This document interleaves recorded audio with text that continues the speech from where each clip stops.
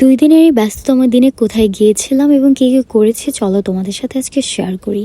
Hi everyone, hope you are all doing well. We were going to Dhaka for 2 days. 2 দিনের জন্য ঢাকা যাচ্ছি, তার কারণ হচ্ছে ঢাকায় আয়োজিত হচ্ছে সেরা স্বর্ণপদক প্রতিযোগিতা, যেখানে আমাদের নৃত্যাঙ্গন নৃত্যকলার একাডেমির বাচ্চারা পার্টিসিপেট করেছিল।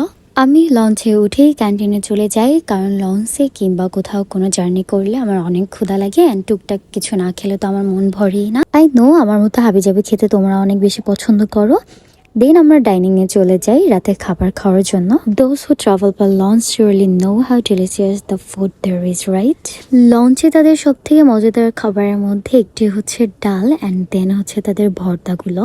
আমরা যারা লঞ্চে যাতায়াত করি তাদের কাছে এই খাবারের কথা নতুন করে বলার মতো কিছুই নেই, কিন্তু বরিশালের বাইরে যারা থাকে এবং যারা লঞ্চে তেমন উঠে না তাদেরকে অবশ্যই বলবো আমাদের বরিশালের লঞ্চে একবার হলেও যাতায়াত করার জন্য, কারণ এই লঞ্চে উঠলে আপনি বুঝতেই পারবেন না আপনি যাতায়াত করার জন্য কোনো কিছুতে উঠেছেন। আপনার ফিল হবে আপনি কোনো 5 স্টার হোটেলে আছেন। Then after dinner I wash my face, cause এখন আমি আমার নাইট স্কিন কেয়ার করবো।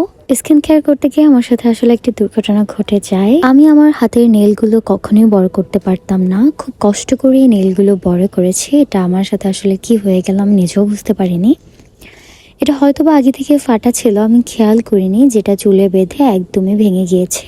This is a very painful thing to me. I have been growing my nails for many days with a passion. Now it will take me a long time to grow them.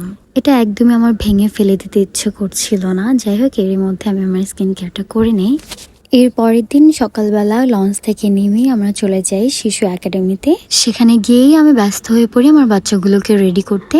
আমি আমার প্রত্যেকটা কাজই খুব effort দিয়ে করে থাকি এবং এই এফোর্ট দেওয়াটা আমি শিখেছি আমার মুরাদ মামার কাছ থেকে, যিনি আমাকে নাচ শিখিয়েছেন। শুধুমাত্র প্রতিযোগিতা না, প্রতিযোগিতার বাইরেও বিভিন্ন প্রোগ্রামে মামা আমাদেরকে নাচে যেমন পরিপাটি রাখে, তেমনি সাজগোজ, ড্রেস আপ সব কিছুতে মামার একটা পরিপাটি ভাব থাকে এবং তার কাছ থেকে আমাদের সবকিছু শেখা।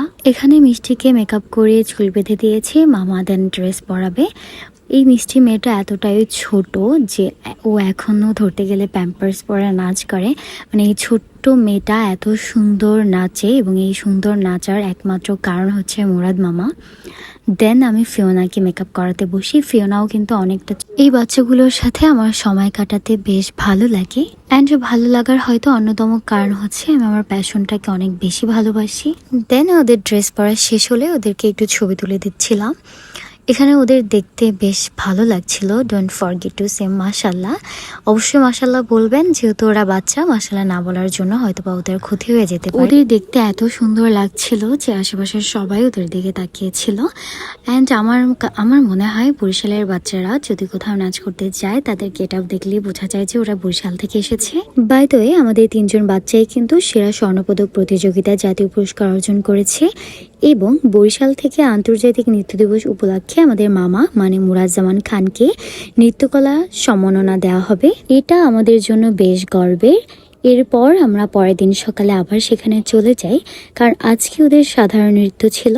এখানে এসে আমি মিষ্টিকে সাজাচ্ছিলাম। মিষ্টির একটা গল্প শেয়ার করি। মিষ্টি এতটাই ছোট যে ও এখনো আদো আদো কথা বলে, ওর মুখ থেকে ঠিকমতো বুলিয়ে ফোটেনি। মেকআপ করার সময় ওর প্রচন্ড হিসু চাপে, ও কিন্তু প্যাম্পার্স পরা। আমি বলেছিলাম তুমি এখানে বসে হিসু করো, কিন্তু না, ও এখানে বসে হিসু করবে না, কারণ ওর লজ্জা করছে। ওর আন্টি দেন ওরকে বাথরুমে নিয়ে হিসু করে আনে। ও এতটাই ছোট বয়স, মাশাল্লাহ, আল্লাহ ওকে অনেক বড় করুক। এই তো এখানে সৌনকও ফটোশ্যুট করে নিচ্ছিল। দেন আমি একটু বাইরে চলে আসি, কারণ ভিতরে অনেক সাফোকেটেড হচ্ছিল আমার। দেন প্রতিযোগিতা শেষ করে আমরা হোটেলের উদ্দেশ্যে রওনা দিই। এখানে আমি একটু সানির সাথে গল্প করছিলাম। মানে আমাদের ঢাকায় অনেক অনেক অনেক স্মৃতি রয়েছে, তাই যেখানে যাই এখানে কি হয়েছিল ওখানে কি হয়েছিল সব কিছু ওকে বলতে থাকি, এবং ও যদি চুপ করে আমার কথা না শোনে তাহলে আমার অনেক রাগ হয়। এর জন্য বেচারার বাধ্য হয়ে আমার বকবকানি শুনতে হয়, কিচ্ছু করার নেই। এরপর হোটেলে গিয়ে একটু রেস্ট নিয়ে আমরা বের হয়ে যাই। একটু আর্লি বের হয়েছিলাম, কারণ ঢাকায় জ্যাম পড়লে তো প্রবলেমে পড়বো। আজকের লঞ্চটা বেশ সুন্দর ছিল, মানে এতটা সুন্দর, মানে এটা কোনো লঞ্চ এটা একদমই মনে হবে না। মানে ফিল লাইক দ্যাট আমি একটা 5 স্টার হোটেলে আছি। আমি একটু তাদেরকে খুঁজছি যারা বলে বরিশালের মানুষ নাকি ঝুলে ঝুলে ঢাকা যায়। আরে আমাদের মতো এত আরামদায়ক যাতায়াত কি করে ভাই? তো তোমরা যারা পোস্ট পিপল রয়েছো প্লিজ মাথা থেকে ছেড়ে দাও যে বরিশাল একটা গ্রাম। তোমরা জাস্ট আমার কথাটি স্কিপ করে কেবিনটি দেখো। কেবিনটি হচ্ছে সুরভি লঞ্চের ভিআইপি কেবিন। এই কেবিনটি এতটাই সুন্দর অ্যান্ড রিসেন্ট কিন্তু বরিশালে আরও একটি লঞ্চ হয়েছে নতুন, যেটার নাম হচ্ছে এম খান মেবি।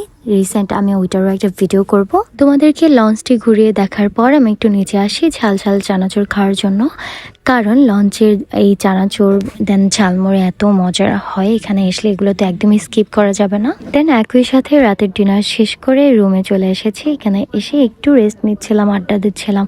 সানি মুভি দেখছিল, সরি মুভি না, নাটক দেখছিল। এদিকে আমরা সবাই গল্প করছিলাম। মানে সময়টা না আমরা যখন একসাথে থাকি বেশ ভালো কাটে আমাদের এই দিনগুলোতে ব্যস্ততম, মানে শারীরিক কষ্ট হলেও মানসিকভাবে আমরা বেশ ভালো থাকি, কারণ সবাই একত্রিত থাকলে আমরা প্রচুর আড্ডা দিয়ে গল্প করি, একসাথে অনেক মজা হয়।